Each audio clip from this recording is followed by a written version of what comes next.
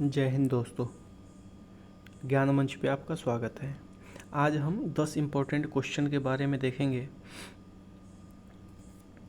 जिसमें पहला क्वेश्चन है कि वर्ष 2023 में भारत की पहली यूनिकॉर्न कंपनी कौन बना है। तो जेप्टो है, जो वर्ष 2023 में भारत की पहली यूनिकॉर्न कंपनी बना है। इसके साथ एक और फैक्ट याद रखेंगे कि वर्ल्ड स्टार्टअप इकोसिस्टम में भारत का रैंक कौन सा है। तो तीसरा है। वर्ल्ड स्टार्टअप इकोसिस्टम में भारत का तीसरा रैंक है, इस बात को ध्यान में रखेंगे। दूसरा क्वेश्चन है कि इंडियन फैमिली बिजनेस अवार्ड 2022 किसे मिला। तो मुथूट फाइनेंस को इंडियन फैमिली बिजनेस अवार्ड से सम्मानित किया गया। अगला क्वेश्चन है कि देश का पहला हाइड्रोजन इंजन प्लांट कहाँ खोला जा रहा है। तो देश का पहला हाइड्रोजन इंजन प्लांट जमशेदपुर में खोला जा रहा है। यानी कि हाइड्रोजन से चलने वाली गाड़ियों के लिए जो इंजन तैयार किया जाएगा, उसके लिए पहला प्लांट खोला जा रहा है जमशेदपुर में। इसके लिए टाटा और झारखंड की सरकार के बीच MOU साइन किया गया है, जिसके तहत टाटा कंपनी झारखंड के जमशेदपुर शहर में हाइड्रोजन इंजन बनाने के लिए प्लांट की स्थापना करेगी। तो ये वेरी इंपॉर्टेंट क्वेश्चन है, इसे आप याद रखेंगे। अगला क्वेश्चन है 15वां ब्रिक्स समिट का आयोजन कहाँ हुआ था।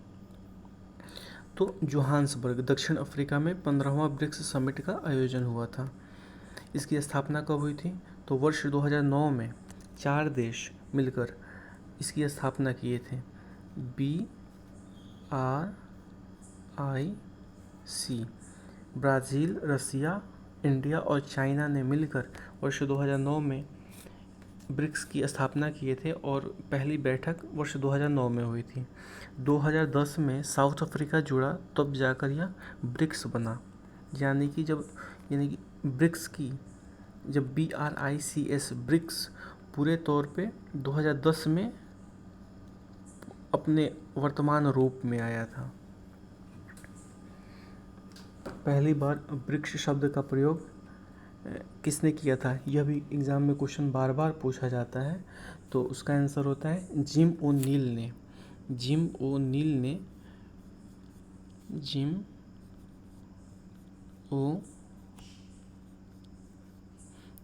ने पहली बार ब्रिक्स शब्द को गढ़ा था वर्ष 2001 में। वह गोल्डमैन सैक्स नामक फर्म के मुख्य अर्थशास्त्री थे। तो ये बात आप याद रखेंगे। 2015वें ब्रिक्स समिट में एक सबसे बड़ा डेवलपमेंट ये हुआ है कि इसमें नए 6 देशों को आमंत्रित किया गया है सदस्य बनने के लिए। ब्रिक्स का सदस्य बनने के लिए 6 नए देशों को आमंत्रित किया गया है। तो वह देश कौन कौन से हैं। तो एक है Iran, UAE, Egypt, Ethiopia, Argentina और सऊदी अरब। यह कुल 6 देश हैं जिनको आमंत्रित किया गया है ब्रिक्स में शामिल होने के लिए। अगर यह शामिल होते हैं तो इनकी सदस्यता 1 जनवरी 2024 से मान्य होगी। यानी कि 1 जनवरी 2024 के बाद से इन्हें ब्रिक्स का सदस्य घोषित किया जाएगा। अगला क्वेश्चन देखते हैं। तमोर पिंगला अभयारण्य कहाँ स्थित है। तो यह है छत्तीसगढ़ में। तमोर पिंगला अभयारण्य कहाँ स्थित है, छत्तीसगढ़ में स्थित है। यह हाथियों के लिए प्रसिद्ध है। यह किसके लिए प्रसिद्ध है, हाथियों के लिए प्रसिद्ध है। हाथियों के लिए प्रसिद्ध है यह। अगला क्वेश्चन देखते हैं। बेली ब्रिज का उद्घाटन कहाँ किया गया। तो अरुणाचल प्रदेश में बेली ब्रिज का उद्घाटन किया गया। अरुणाचल प्रदेश में बेली ब्रिज का उद्घाटन किया गया। BRO और अरुणाचल प्रदेश की सरकार के द्वारा इस ब्रिज का निर्माण किया गया है। तो याद रखेंगे कि बेली ब्रिज का उद्घाटन कहाँ किया गया, अरुणाचल प्रदेश में। अगला क्वेश्चन है। India smart city award contest 2022 में सर्वश्रेष्ठ राज्य की श्रेणी में प्रथम स्थान किसे मिला। यानी कि सर्वश्रेष्ठ राज्य की श्रेणी में प्रथम स्थान किसे मिला। तो वह मध्य प्रदेश को मिला। राज्य की श्रेणी में मध्य प्रदेश को प्रथम स्थान मिला। इसने तमिलनाडु को पछाड़ कर प्रथम स्थान हासिल किया, यानी कि दूसरे स्थान पे है तमिलनाडु।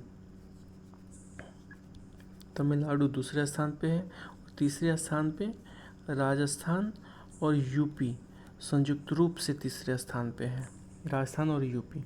यह तो हो गई राज्य की बात। यदि केंद्र शासित प्रदेश पूछे तो उसमें चंडीगढ़ प्रथम स्थान पे था। और सर्वश्रेष्ठ शहर पूछे तो शहर में अपना इंदौर, हर बार की तरह इंदौर ने इस बार भी सर्वश्रेष्ठ शहर में प्रथम स्थान हासिल किया है।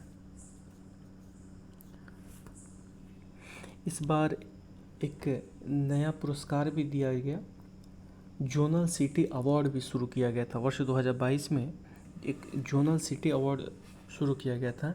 इसमें पूर्वी क्षेत्र से 2 शहरों को दिया गया, 2 सिटी को यह अवार्ड दिया गया जोनल सिटी।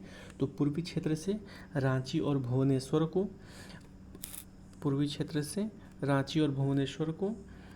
पूर्वोत्तर क्षेत्र से कोहिमा और नामची को, उत्तर से वाराणसी और उदयपुर को, दक्षिण से कोयम्बटूर और बेलगावी को, और पश्चिम से अहमदाबाद और सोलापुर को दिया गया। तो ये सब फैक्ट ध्यान में रखेंगे। अगला क्वेश्चन है, किस अनुच्छेद के तहत राज्यपाल राज्य से संबंधित मामलों की जानकारी मुख्यमंत्री से मांग सकता है? तो अनुच्छेद 167 के बी के तहत कोई भी राज्यपाल अपने राज्य से संबंधित मामलों की जानकारी मुख्यमंत्री से मांग सकता है। इसके साथ साथ हम कुछ और भी अनुच्छेद देखते हैं। तो अनुच्छेद 153 है, जिसमें राज्यपाल की चर्चा की जाती है। अनुच्छेद 153 में राज्यपाल की चर्चा की जाती है। अनुच्छेद 163 में मंत्रिपरिषद और मुख्यमंत्री की चर्चा की जाती है। अनुच्छेद 165 में महाधिवक्ता, अनुच्छेद 165 में है महाधिवक्ता की चर्चा की जाती है। अनुच्छेद 169 में विधान परिषद की चर्चा की जाती है अनुच्छेद 169 में। और अनुच्छेद 170 में विधानसभा की चर्चा की जाती है, अनुच्छेद 170 में विधानसभा की चर्चा की गई है। अब अगला क्वेश्चन देखते हैं कि किस देश ने प्रधानमंत्री मोदी जी को grand cross of the order of honour से सम्मानित किया है? तो ग्रीस ने। किस देश ने सम्मानित किया है? ग्रीस ने प्रधानमंत्री मोदी जी को grand cross of the order of honour से सम्मानित किया है। अगला क्वेश्चन देखते हैं, हिमालय के सबसे ऊंचे शिखर के 10वें क्रम पर आने वाला शिखर गोरुला मंदाता किस देश में स्थित है? यानी कि हिमालय का 10वां सबसे ऊंचा शिखर गोरुला मंदाता है, वह किस देश में है?